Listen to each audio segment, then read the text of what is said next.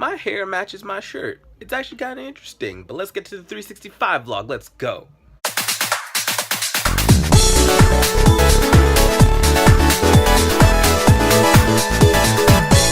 Hello people, today is August 12, 2016, day 226 of the 365 vlog, and I'm gonna talk about relationship stuff. This is my general talk about relationships. Nothing trying to be too specific, but one thing I gotta say about them, they're goddamn hard. My relationship in particular is very complicated to some others, but it is simple to me, but in and of itself is something that is very, very hard to navigate.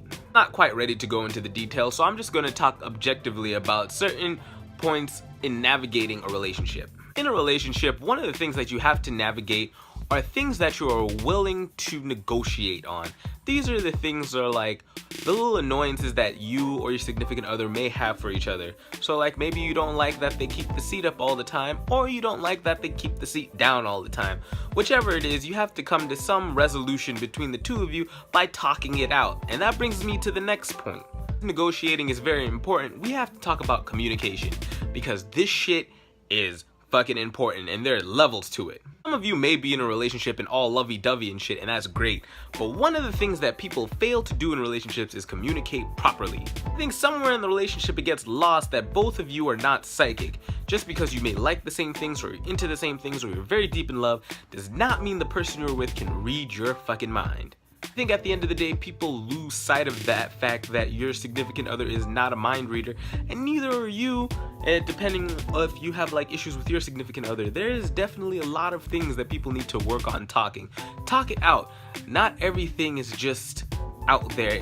Even if you've known each other for all your lives, you still need to talk, because there's still things that just can't be said, and some things you just can't assume just because you think that the other person already knows them. That's not fair to them, and you just need to work on just using that mouth. You use it to kiss her or him, so you just use it to talk.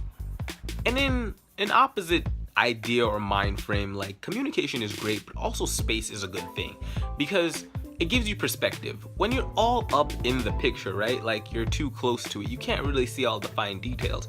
So sometimes it's really good to step back and see and appreciate all the things that you have to, I don't know, that you're not noticing because you're too into the picture.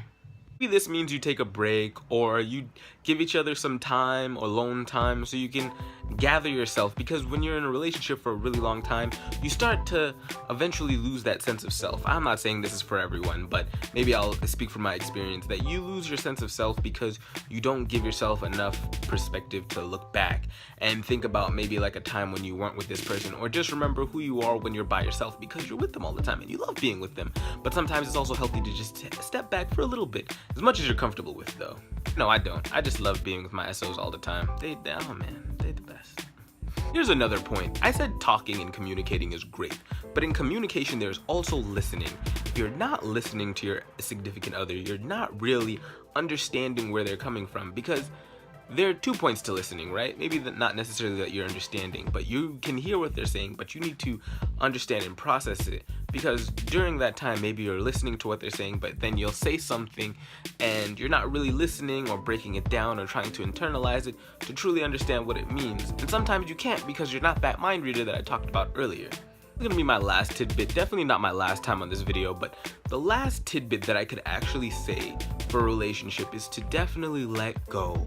Let go of all those negative emotions when they come in, or after you've talked them through. Leave them in the past, because if they come back into the present, it's not going to help you at all. It's going to just further slow your progress of your relationship and dredge up old feelings and all this other bad stuff that's really not going to make you as a relationship, as a partner and your SO any more happier. It's just going to dredge and but understand that some of those past events do shape you to who you guys are today, definitely. Just to think about that whole mind frame. Just think about letting go. Don't hold on because it makes it hard. But if someone has done something to you that definitely is unforgivable, or you feel like it's past your point threshold, leave. Don't stay. That was a tough topic, but that's all I have for you today, guys. I hope you enjoyed it. Whew, some heavy shit right there.